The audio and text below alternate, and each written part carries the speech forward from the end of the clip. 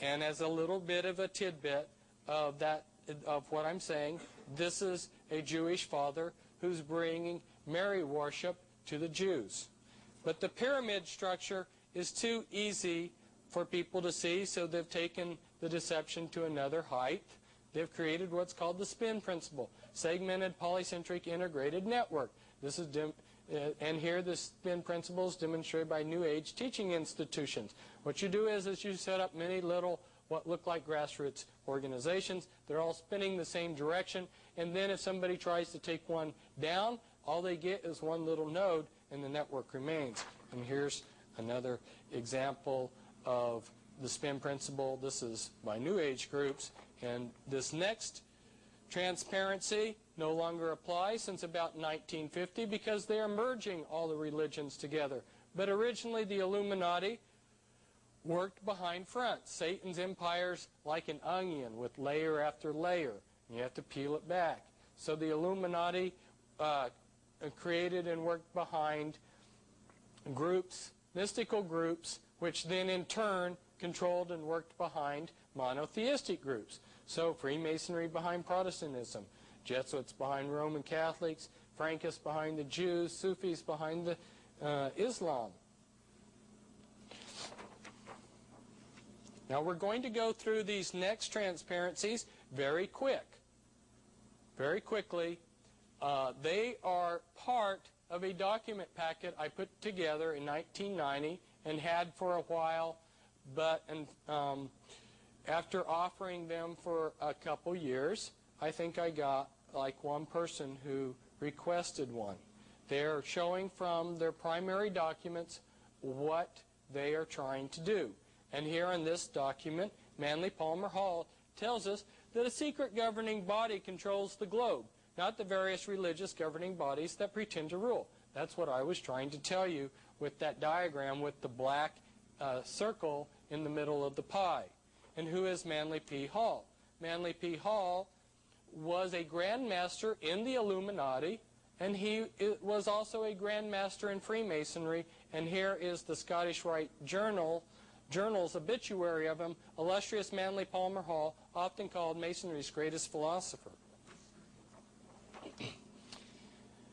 Now this is from Alice Bailey. She wrote The Externalization of the Hierarchy, and she was head of Lucius Trust. And Lucius Trust, as so many of you already know, is a publishing company. Lucius Publishing is a publishing company for the United Nations, and it was originally known as Lucifer Publishing and Lucifer Trust. And Alice Bailey created 140 New Age religions, and she worked for the Department of Health, Education, and Welfare in 1957, establishing educational goals that are now being implemented in the United States. For instance, Global 2000. And she writes that Freemasonry will be the universal religion. Other New Age leaders like Benjamin Krim also say the same thing, that Freemasonry will be the new universal religion. And she says that between the church and esoteric groups and Freemasonry, there is no disassociation between all of these. This is just simply to show you that the next quotes are coming to you on the basis of the highest Masonic authority. This is Ancient Mystic Oriental Masonry, written by Clymer, a high-ranking Freemason. And he tells us that Masonry is connected to the ancient systems of priesthood. And he lists the different ancient systems of priesthood of the mystery religions. And he tells us that the Celts and the Brahmins and others, Ahura Mazda in Persia, and even the Pharisees, your Levites, Curitists, Magi, Brahmins, Druids, they were connected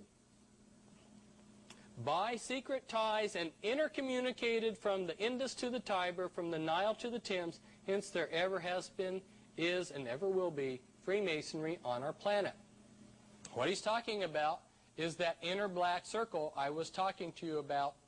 In the ancient world, there were many mystery religions, and each of those mystery religions had their councils. But men from those councils got together in a supra-council that controlled it all, and that was the Illuminati. Now, a lot of you have never probably heard much about that term before, so let's talk a minute about what the Illuminati is, what the word means.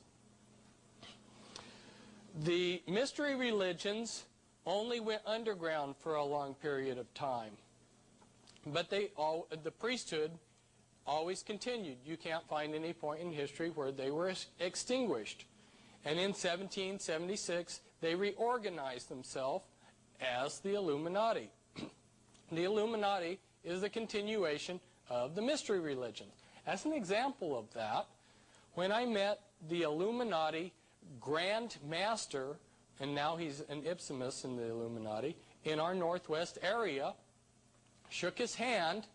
He had a ring on his finger, and if you go to Manly P. Hall's book, The Secret Teachings of All Ages, on page C, which is 100, you'll find that he says that a silver ring with a snake swallowing its tail, it indicates rank in the mystery religions. And this Grand Master had a ring exactly like that.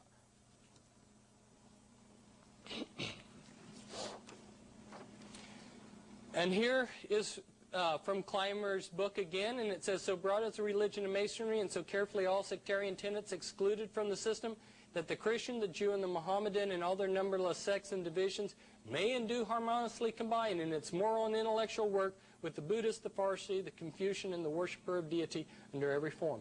That's also a direct quote from Mackey's Masonic Jurisprudence. So you have two Masonic authorities there telling you the same thing, that Freemasonry is a universal religion.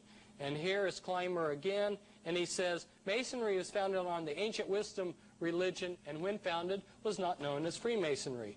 And here is something from Morals and Dogma. When you become a 32nd degree Freemason, they give you Morals and Dogma to read and to carry around.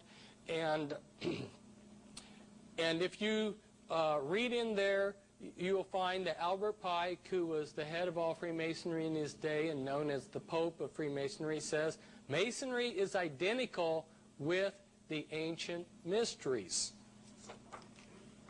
And this is from the Masonic House of the Temple in Washington, D.C., the Scottish Rites House of the Temple.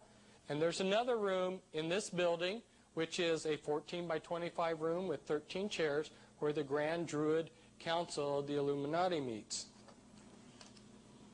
And here's from another Freemason, high-ranking, Foster Bailey, and he says, little as it may be realized by the unthinking Mason who is interested only in the outer aspects of the craftwork, the whole fabric of Masonry may be regarded as an externalization of that inner spiritual group whose members down the ages have been custodians of the plan, and as those to whom has been committed the working out of the will of God for the race of men.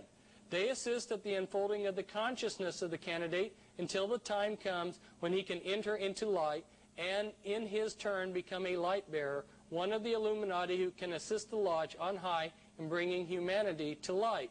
So he's telling us here that if you are selected as a Freemason, you may be able to go on and be one of the Illuminati.